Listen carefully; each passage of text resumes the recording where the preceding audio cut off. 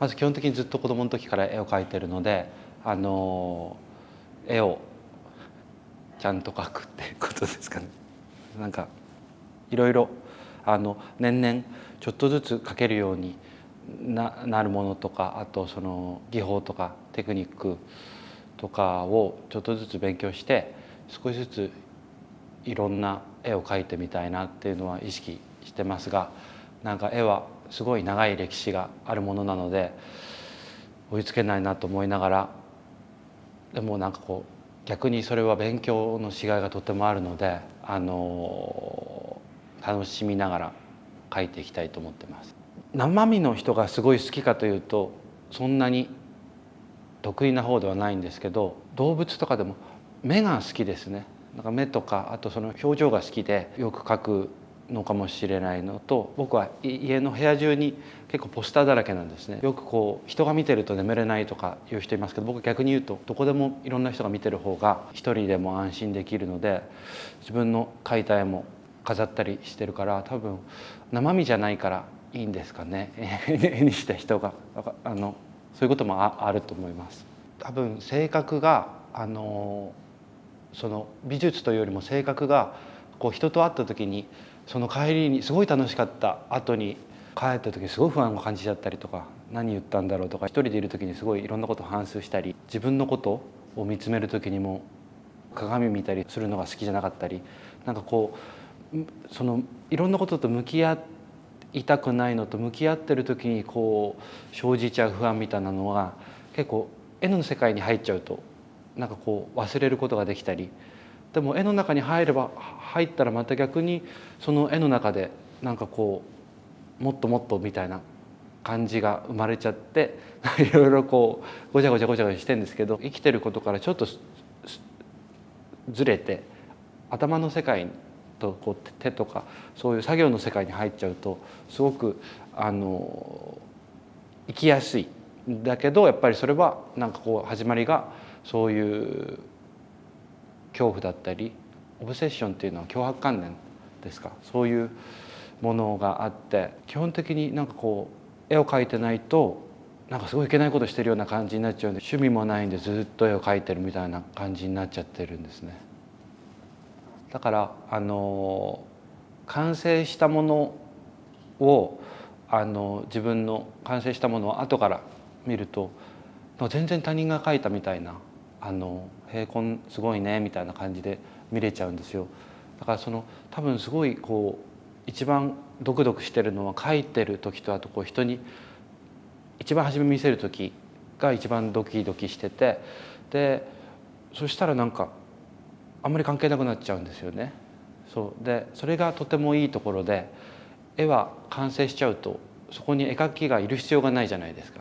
でこう歌手とかだったらまた歌わなくちゃいけないけど、作る時にだけ必要でそれがとても自分に合ってるなと思っていいところだと思うんですよ、絵の。だから結構でも日常的に結構見てるものをどう見てるのかって思う時があるんですけど、結構絵みたいに見てたりしてたり、なんか結構おかしくなっちゃってるんですよね。だからなんか夢の中でも結構絵を描いてたりして、でずっとねその夢の中でも困難があるんですよ。これの部分どうしたらいいのかなと思って、これで解決すると思ってよしと思ってすごいすごい時間かけてやって完成と思って起きた時最悪ですね。仕事で描く、ちゃんと作業で描く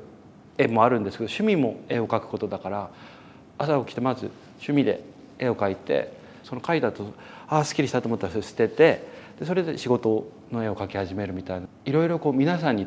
見せる時のための絵っていうものもあるんでしょうけど、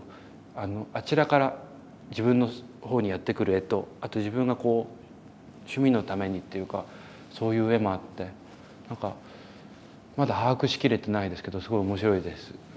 僕の記憶ですと、まず小林さんが以前作品を購入してくださったことがきっかけに何度かお会いする機会があって、僕の方からぜひ描かせてくださいっていう話をしたんですね。でそれでその時に解消してくださって、で何度かお会いしてこう観察したり、あとこう資料を取らせてもらったりとかして、まずどうして書かせてもらいたかったかというと、人間的魅力、僕が言うとすごい僭越なんですけど、とても何て言ったらいいんだろう、立派な方なんですけど、とてもこう青年のようななんかこう清々しいところが終わりになってって言ってるんですけど、感じて、普段はこう眼鏡をかけてらっしゃることが多いんですけど、その眼鏡を取ってもらってどういうことなんだろうっていうこんなに立派にねいろいろなことをやられてるのに、なんか僕みたいな人でも普通に気さくに話してくださったり、あといろんなことを教えてくださるんですよ。僕なんか全く部長法でお茶とかも分かんないんですけど、これはどういうことですかって言ったら、これはこうなっててとか、あとこういうお茶の器具がこれがなかったらこれを使えるんだよとか、なんかすごい丁寧に教えてくださるんですよ。でそれでそういうやり取りをしながら確かでもすごい結構ゆっくり書かせてもらって、大体半年ぐらいかけて書きました。で自分の中では何個か決めたことがあって、一つはその色なんですけど、挑戦としてあんまり綺麗じゃないんじゃないかなっていうような色を本来結構肌の色に使わないんじゃないのとか、あと結構くすんでる色が多いんですけど、なんかそれはなんだろう、なんかこう渋いっていうか、渋くて爽やかみたいな、なんか僕のお茶のイメージなんですけど、で凛としてて、でそこにおばあさんのこうイメージを重ねて、でなんかこうそれをやりたかったのは、なんか普段はこう自分でいかようにもできちゃう、その自分が考えたことを書けるものだったらどれだけでも書いていけるし、だから制約がないんですね。一応こう絵でやるっていう制約はあるけれど、内容に関しては制約がなくて、まだおばあさんで2人目なんですけど、書かせていただけませんかということで書かせていただいて、これは一つ勉強のためということもあるんですけど、制約があって自分の得意分野を塞がれた時に、なんかこう出てくるものが自分で見たいっていう、あとその本人がいるわけで、例えば僕がこう化け物を描いてもその本物はいないから、なんかこれが本当だよって言っちゃえば本当になっちゃう世界なんですけど、だけど本人がいてっていう緊張感が、あとこう内面的なこともなんかこう含められるというか、で実際お会いして、で会えば会うほどなんか立派な方だなとか、あとはやっぱりこうなんかあとこう、とても僕は後ろ向きというか、結構なんかこうどうせ全部ダメになっちゃうだろうとかって思う方なんですけど、とてもこう前向きで、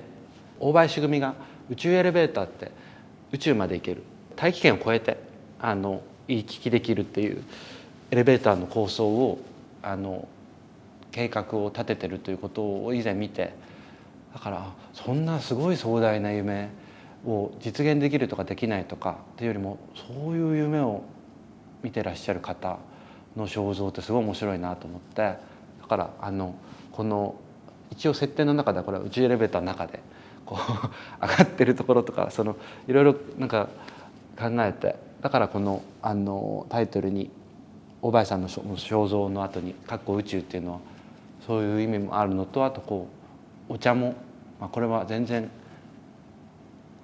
知ったかぶりで言うんですけど、お茶も宇宙なんでしょっていうようなイメージでそういうタイトルつけました。この笑顔が結構難しくて、このちょっとこうニヤっていう感じでもなく、なんかこう微笑みっていうのがなんかあんまり書いたことがなくて、だからスケッチで撮ってここはちゃんとこういうふうに影が入ってるとか、そういう正確にやりすぎちゃうといけない部分もあって、だから本当にその大林さん自体のこんな人だこんな人だってイメージの方を大事にした方がうまくできるんだっていうことで、だから多少本当はこんなふうに見えないよとかね、デッサン的に言ったらこんな角度ではこうならないよっていうところもあるとは思うんですけど、そうですね、だから一番最後になんかいつも見落としちゃってて、耳が分かんなくて耳だけ観察させてもらって最後に耳を描いたのを覚えてます。これもよく見ると全然普通の人間の耳のような色とかね形じゃないんですけど、でもなんか僕の中ではすごい自然な感じにできたなと思います。なんか一つはその希望みたいなことを書いたことがなかったんです。でなんか多分大林さんの方がって言って変かな、なんかいろんなことを知ってる、社会のことをいろんなことを知ってらっしゃる方が希望を語る。でその本も読ませていただいた時に、その都市構想からその後その都市と文化の関係とかそういうことを、だからその壮大に結構しかも長いスパンでものを考えるとかっていう、そういう希望、なんか宝くじが当たったらいいなとかっていうのが僕のそれぐらいの希望しかないんですけど、だけどなんかこう壮大な人のとあえてかけてちょっとこう多少絵だけではないんですけど自分のビジョンも多少ちょっとこう変えられるのかなと思ったことと、あとは周りからの反応がとてもなんていうんですかね、当たる子こんなにも描けるんだっていう反応があって、どっちかっていうと僕がこうモデルになってほしいって言ったら嫌だっていう人がすごい多いんですよ。なんかどうせ怖く描いちゃうんでしょっていうような。だけど前まではお願いしたら多分怖く描いてたんでしょうけど、この絵をきっかけになんか内容というよりも描き方でその表現をするっていうことの始まりのようなことはできるんじゃないかなとかともっと勉強してみたいなって思います。本当に絵はなんか飽きたらやめようと思ってるんですけど、知らないことだと描けないものがまだ多すぎるので、だからそれに対してはなんかこう全然できないなじゃなくて、もっと前向きになんかこれもやってみたいなあれもやってみたいなちょっとずつっていうことの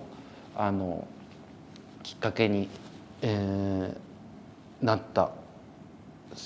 絵だと思います。だからもっと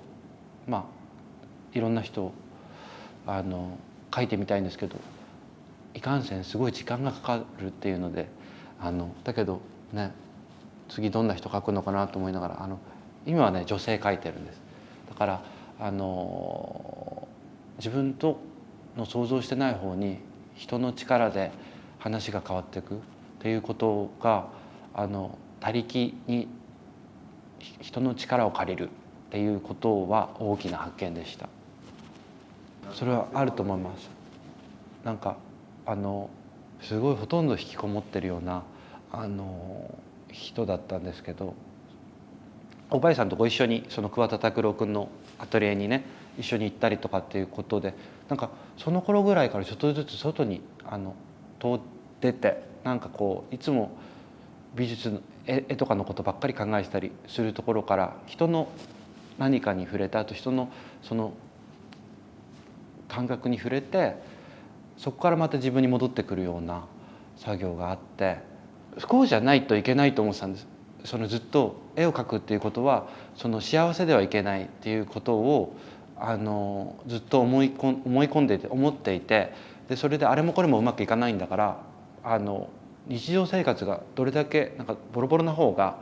なんかこういいんじゃないかって勝手にっていうかいろんなねことで思ってたんですけど、なんか明るくやったって本質は変わらないから、あとこうなんかもっとこの角度をこう広げるっていうことで見てもういいんじゃないかなと、その安直ですよね、なんか不幸とか幸福とか言ってることがっていうことにすごく気づきました。なんかこうもっと視野を広げたら多分もう全部一緒に入ってるものだから、なんか不幸じゃなきゃって思ってること自体が実は本当幸福だったんじゃないのとかねいろいろ思って、だからこう気楽にもっと見て、でやるべきことはなんかこういろいろ準備をしたりとか、あとこう考えたりとかっていう方に余裕を持たせてちゃんと書くことができるようになりたいなと思ったのはすごいターニングポイントだったかもしれないです。コロナで僕は基本的にずっと家に閉じこもって絵描いて夜中散歩するぐらいしかないんですけど、実はコロナで全然生活が変わらなかったんですね。でむしろコロナで外に出る機会が増えちゃったぐらいっだからといってもそんな頻繁ではないんですけど、あの時間みんなが同じ条件であるっていうことが初めてだったと思って、3.11の時も思ったんですけど、世界中の人がコロナは同じような気持ちになった気がして、だから同じ条件になった時に自分がなんか結構まっさらでものを一旦見なくちゃいけない。で下手すればこれがいつ続くのか分かんないとか、死んじゃうかもしれないとか、下手すればね、いろんなことを考えた時に、なんかいるものといらないものってすごい考えたんですね。なんかあんまりそんなに暗く考えてても意味ないんじゃないとか、あとやっぱり絵ってやっぱり大事だよなとかね、改めてなんか絵を描くことも、あと僕の見ることもコロナのことですごく自分の中で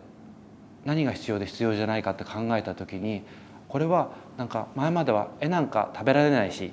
必要ないっていうのと道楽とか娯楽なんでしょと思ってたけど、これは結構生きていくのに必須なものなんだと。だけどその中でその必要なものを僕が提供できるかどうかは別として、それが身近にあれる、下手すればなんか絵すら描けない時代っていうのもあり得るのかなとか思ってね、そういうことを改めて考えて、これはちょっと暗いかもしれないですけど、いつ終わってもこれでよかったんだよとか、あとゴールを決めないようにはしたいなとコロナのことと思いました。あの時もいつ終わってもね分かんないし、いつ何が起きるか分かんないから、今一応いいものが描けたなって思えたりね、まだまだだなと思えることを大事にして、とりあえず何よりも続けられることを夢にして頑張りたいなって思いました。それは続けられるっていうのはみんなで生きてられるっていうことと近いので、それを考えました。